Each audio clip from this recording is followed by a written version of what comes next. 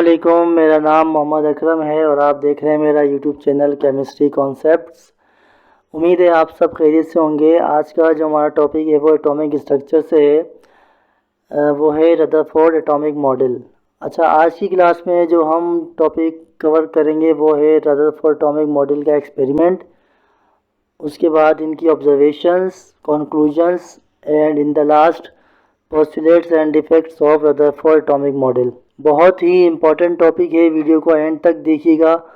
और अगर मेरी वीडियो आपको अच्छी लगे, इन्फॉर्मेटिव लगे तो इसे लाइक कीजिएगा, शेयर कीजिएगा। और अगर आप मेरे चैनल पर न्यू हैं तो मेरे चैनल को सब्सक्राइब ज़रूर कीजिएगा ताकि नेक्स्ट आने वाली वीडियो आपको ऑटोमेटिक रिसीव हो जाए। तो चलते हैं, लेक्चर का आगाज़ करते हैं एक्सपेरिमेंट से। Rutherford took a thin sheet of gold foil and bombarded it with alpha particles। Rutherford ने क्या किया, एक पतली शीट ली थी गोल्ड की और उस पर बम्बार्डमेंट की थी इन्होंने अल्फ़ा पार्टिकल्स की। Obtain from a radio active element, जो कि उन्होंने रेडियो एक्टिव एलिमेंट से हासिल किए थे अल्फ़ा पार्टिकल्स, लाइक पोलोनियम, जैसे कि पोलोनियम। यहाँ पर आप डायग्राम देख रहे होंगे स्लाइड पर। एक इन्होंने लीड बॉक्स लिया है जिसके अंदर इन्होंने रेडियो एक्टिव सब्सटेंस को रखा। फिर इन्होंने गोल्ड फॉइल ली येलो कलर की, जो आप डायग्राम में देख रहे होंगे। इस पर इन्होंने अल्फ़ा पार्टिकल की बम्बार्डमेंट की। तो आप जो है एरो के निशान देख रहे होंगे कि डिफ्लेक्शन स्क्रीन जो है राउंड में, जो कि जिंक सल्फाइड स्क्रीन है, इस पर जो है कुछ पार्टिकल जो हैं वो स्ट्रेट जा रहे हैं, कुछ डिफ्लेक्ट हो रहे हैं और कुछ जो है वो बाउंस हो रहे हैं। तो यही एक्सपेरिमेंट था उनका। इसी चीज़ को मद्देनज़र रखते हुए उन्होंने जो है ऑब्जर्वेशन की, कंक्लूजन्स किया, फिर उसके बाद अपने पोस्टुलेट्स पेश किए। तो चलते हैं अपनी नेक्स्ट स्लाइड की तरफ। अब हम डिस्कस करेंगे ऑब्जर्वेशन। नंबर 1 क्या है, most of the particles pass straight and undeflected. ज़्यादातर पार्टिकल जो है वो स्ट्रेट गुजर गए थे, डिफ्लेक्ट नहीं हुए थे थ्रू द शीट से, and produced illumination on the zinc sulphide screen. और जो पार्टिकल स्ट्रेट गुजर गए, अनडिफ्लेक्टेड नहीं हुए, उन्होंने जिंक सल्फाइड के ऊपर चमक पैदा की। Next, very few alpha particles undergo. बहुत ही कम अल्फ़ा पार्टिकल्स जो हैं उनमें क्या हुई, स्मॉल, बहुत ही कम हुई और स्ट्रॉन्ग डिफ्लेक्शन हुई after passing through the gold sheet. जैसे ही वो जो है गोल्ड शीट से पास हुए, उनके अंदर क्या हुई, बहुत स्ट्रॉन्ग डिफ्लेक्शन हुई। बहुत कम थी लेकिन बहुत स्ट्रॉन्ग थी। ये थी इनकी ऑब्जर्वेशन। अब हम बढ़ते हैं इनकी कंक्लूजन की तरफ। अकॉर्डिंग टू रदरफोर्ड, यानी कि इन्होंने जो ऑब्जर्वेशन की उसके बाद इन्होंने क्या कंक्लूजन दिया, an atom consist of 2 parts. एक एटम जो है उसके 2 पार्ट्स होते हैं। इन्होंने ये बताया एटम जो है उसके 2 पार्ट्स होते हैं। एक होता है nucleus and extra nuclear part, दूसरा है extra nuclear part. Extra nuclear part कौन सा है, जिसके अंदर इलेक्ट्रॉन रिवॉल्व करते हैं। नेक्स्ट इन्होंने क्या कंक्लूजन दिया, मेजॉरिटी ऑफ अल्फ़ा पार्टिकल्स, ज़्यादातर जो अल्फ़ा पार्टिकल्स जो हैं पास्ट स्ट्रेट लाइन गुजर गए थे एंड अनडिफ्लेक्टेड, डिफ्लेक्ट नहीं हुए थे। उससे इन्होंने क्या कंक्लूजन दिया कि shows that most volume occupied by atom is empty. ज़्यादातर जो एटम का जो वॉल्यूम होता है वो खाली होता है, मकसद कुछ नहीं होता उसके अंदर। नेक्स्ट है the positive charge in the atom is concentrated in extremely dense region which he called the nucleus. Positive charge जो है एटम के अंदर वो कंसनट्रेटेड होता है, यानी कि ज़्यादा पाया जाता है, बहुत ज़्यादा मास होता है उसके अंदर, यानी कि एटम का पूरा जो मास होता है वो पॉजिटिव उस रीजन के अंदर होता है जिसको उसने क्या नाम दिया, न्यूक्लियस का नाम दिया। यानी कि इनके कहने का मकसद ये था कि एटम का जो टोटल मास है वो न्यूक्लियस के अंदर कंसंट्रेटेड होता है। This was from the fact, और ये इन्होंने किस बात से अंदाज़ा लगाया, particles after collision with nucleus had bounce back. यानी कि पार्टिकल्स जो हैं उस पॉजिटिव चार्ज न्यूक्लियस से टकराने के बाद जो वापसी हुए थे, बाउंस हुए थे, उससे उन्होंने ये अंदाज़ा लगाया कि एटम का जो पूरा मास है वो न्यूक्लियस के अंदर कंसंट्रेटेड होता है। अब हम बढ़ते हैं अपने नेक्स्ट स्लाइड की तरफ। नेक्स्ट इन्होंने क्या कंक्लूड दिया, वही बात है, the mass is concentrated in the nucleus and, mass जो है वो कंसंट्रेट होता है न्यूक्लियस के अंदर, and electrons are distributed, electrons को जो है डिस्ट्रीब्यूशन की गई है outside the positively charged nucleus, यानी कि इलेक्ट्रॉन्स जो रिवॉल्व कर रहे होते हैं शेल के अंदर, ऑर्बिट्स के अंदर, उनकी जो है डिस्ट्रीब्यूशन जो है वो न्यूक्लियस के बाहर वाला जो हिस्सा है वहाँ पे डिस्ट्रीब्यूशन की गई है। लास्ट इन्होंने कंक्लूजन क्या दिया था कि electrons are revolving around the nucleus in extra nuclear part in orbit. वही बात जो मैंने आपको वही बताई कि इलेक्ट्रॉन्स जो है वो रिवॉल्व कर रहे होते हैं न्यूक्लियस के गिर्द, एक्स्ट्रा न्यूक्लियर पार्ट जो होता है ऑर्बिट के अंदर। यहाँ पर डायग्राम है, इसको हम समझते हैं कि क्या कहना चाह रहे हैं ये डायग्राम में। अल्फा पार्टिकल्स हैं, नंबर 1 देखें, पास्ड अवे, नंबर 1 हमें ये शो कर रहा है कि ज़्यादातर जो अल्फा पार्टिकल हैं वो पास हो गए। नंबर 2 क्या है, डिफ्लेक्शन है, ये देखें न्यूक्लियस से बिल्कुल जो है टकराता हुआ जा रहा है वो, और डिफ्लेक्शन ये देखें कितनी कम है लेकिन बहुत स्ट्रॉन्ग है। थर्ड क्या है, बाउंस बैक। अब आप ये देखें कि थर्ड इन्होंने क्या देखा कि कुछ पार्टिकल जो हैं वो शीट की तरफ गए और बाउंस बैक हो गए। इससे ही उन्होंने अंदाज़ा लगाया था कि सेंटर के अंदर कोई प्लस चार्ज, पॉजिटिवली चार्ज जो है, कोई ऐसा एरिया है जहाँ पे एटम का न्यूक्लियस कंसंट्रेट करता है, जहाँ पर उसका पूरा मास कंसंट्रेट करता है। नंबर 4 डिफ्लेक्टेड है, यहाँ पर भी डिफ्लेक्शन शो कर रहा है कि पॉजिटिव चार्ज से टकराने के बाद कितनी स्ट्रॉन्ग डिफ्लेक्शन हुई है। अच्छा, अब हम बढ़ते हैं अपनी नेक्स्ट स्लाइड की तरफ। यहाँ हम पढ़ेंगे रदरफोर्ड के पोस्टुलेट्स के उन्होंने इन द एंड क्या बताया हमें एटम के बारे में, एटम के स्ट्रक्चर के बारे में।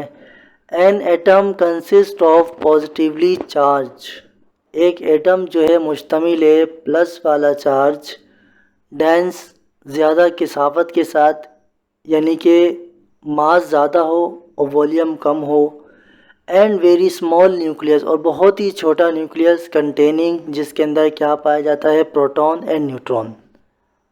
डेंस का वर्ड यहाँ पे क्यों इस्तेमाल किया गया है, बहुत ही वॉल्यूम बहुत कम है, उसके अंदर मास बहुत ज़्यादा है, इसलिए इसको डेंस कहा गया है। The entire mass is concentrated in the nucleus of an atom, और पूरा मास जो है वो एटम के न्यूक्लियस के अंदर कंसनट्रेट करता है, क्योंकि प्रोटॉन और न्यूट्रॉन दोनों को मिलाकर जो है एटॉमिक मास बनता है, तो इसीलिए एटम का जो पूरा मास है वो न्यूक्लियस के अंदर होता है। नंबर 2 इनके जो पोस्टुलेट्स हैं वो क्या है, the nucleus is surrounded by large empty space, nucleus जो है वो सराउंडेड है किससे, बाय लार्ज एम्प्टी, खाली स्पेस है, which is called extra nuclear part, जो कि एक्स्ट्रा न्यूक्लियर पार्ट का नाम दिया उसने इसको, where possibility of finding electron is maximum, जहाँ पर बहुत ज़्यादा मुमकिन है कि इलेक्ट्रॉन पाया जाता है, यानी कि वहीं पर ही इलेक्ट्रॉन पाया जाता है, ये पॉसिबिलिटी है बहुत ज़्यादा वहाँ पे। नंबर 3 है इसका, the electrons are revolving around the nucleus in circular paths with high speed. अच्छा, अब इन्होंने थर्ड पॉइंट क्या बताया कि इलेक्ट्रॉन्स जो हैं वो रिवॉल्व कर रहे होते हैं न्यूक्लियस के गिर्द सर्कुलर पाथ में, विद हाई स्पीड, बड़ी तेज़ी से। नेक्स्ट है, this circular paths were known as orbits, यानी कि शेल्स भी कहते हैं, ऑर्बिट भी कहते हैं। इन सर्कुलर पार्ट्स को क्या नाम दिया या किस नाम से जाने जाते हैं, ये ऑर्बिट्स या शेल के नाम से। लास्ट जो इनका पोस्टुलेट्स है वो ये है कि an atom is electrically neutral, ये मैंने आपको बल्कि मैंने एक इसके ऊपर पूरी वीडियो बनाई थी कि Y atom is electrically neutral. वहाँ पर आप जाकर जो है इस पॉइंट को बहुत अच्छी तरह समझ सकते हैं कि एटम न्यूट्रल क्यों होता है इलेक्ट्रिकली। यहाँ पर भी बताया गया है कि because it has equal number of protons and neutrons, चूँकि प्रोटॉन एंड इलेक्ट्रॉन्स दोनों एक दूसरे के साथ बैलेंस हो जाते हैं, कोई चार्ज नहीं होता, प्लस के साथ माइनस कैंसिल हो जाता है, इसलिए एटम इलेक्ट्रिकली न्यूट्रल होता है। बाकी आप अगर डिटेल में इस चीज़ को समझना चाहते हैं, बहुत ही अहम पॉइंट है, बेसिक पॉइंट है, तो आप मेरी वीडियो देख सकते हैं। उसके अंदर मैंने पूरा जो है इसको बयान किया कि atom is electrically neutral why. अच्छा, the size of the nucleus is very small. Size जो है न्यूक्लियस का बहुत छोटा होता है as compare to the size of its original atom. जाहिर है एटम जो न्यूक्लियस जो है वो एटम के सेंटर में पाया जाता है और इसका साइज़ बहुत छोटा होता है, लेकिन मास बहुत ज़्यादा होता है इसके अंदर, इसीलिए ये बहुत डेंस कहलाता है। अब हम बढ़ते हैं, तो ये थे इसके पोस्टुलेट्स जो इसने बयान किए एक्सपेरिमेंट से। पहले इसने ऑब्जर्वेशन की, फिर इसने कंक्लूड किया, फिर इसने जो है कुछ पोस्टुलेट्स थे जो इसने बयान किए। अब हम बढ़ते हैं इनके डिफेक्ट्स की तरफ, जो कि नेक्स्ट स्लाइड में हमारी defects of Rutherford atomic model. कुछ खामियां भी थी रदरफोर्ड एटॉमिक मॉडल के अंदर जो वो एक्सप्लेन नहीं कर पाए। उनके बाद फिर बोहर्स आए, बोहर्स ने अपना मॉडल पेश किया, तो यानी कि उन्होंने इनके मॉडल को इम्प्रूव किया। और नंबर 1 रदरफोर्ड का जो डिफेक्ट था वो क्या था? Rutherford did not explain the stability of an atom. Rutherford ने जो है एटम की स्टेबिलिटी को बयान नहीं किया। नेक्स्ट, इन रदरफोर्ड एटॉमिक मॉडल, अच्छा इन्होंने क्या बताया कि रदरफोर्ड एटॉमिक मॉडल में द नेगेटिवली चार्ज इलेक्ट्रॉन जो नेगेटिवली चार्ज है वो रिवॉल्व करता है around the nucleus in circular path, ये बात तो आपको पता है, एंड एमिट्स एनर्जी, और उसने ये बताया कि वो एनर्जी को रिलीज़ करता रहता है वो मुस्तकिल, due to continuous loss of energy, और इस एनर्जी को एमिट करने की वजह से उसकी एनर्जी लॉस होती रहती है और अल्टीमेटली वो फॉल्स हो जाता है इनटू द न्यूक्लियस, वो न्यूक्लियस के अंदर गिर जाता है। लास्ट पॉइंट जो था इनका वो ये था कि इफ़ द रिवॉल्विंग इलेक्ट्रॉन, अगर रिवॉल्विंग इलेक्ट्रॉन जो है वो कंटिन्यूस एमिट्स एनर्जी, अगर वो मुस्तकिल तौर पर एनर्जी रिलीज़ करता है, then there would be a continuous spectrum. इन्होंने क्या बताया कि कंटिन्यूस स्पेक्ट्रम बनेगा अगर वो इलेक्ट्रॉन जो है वो मुस्तकिल तौर पर एनर्जी रिलीज़ करता है, तो कंटिन्यूस स्पेक्ट्रम बनेगा। But in contrast to it, इसके मुखालिफ क्या है कि we get line spectrum from atom of element. हकीकत में हम क्या करते हैं, लाइन स्पेक्ट्रम हासिल करते हैं एलिमेंट्स के एटम से, कंटिन्यूस स्पेक्ट्रम नहीं होता।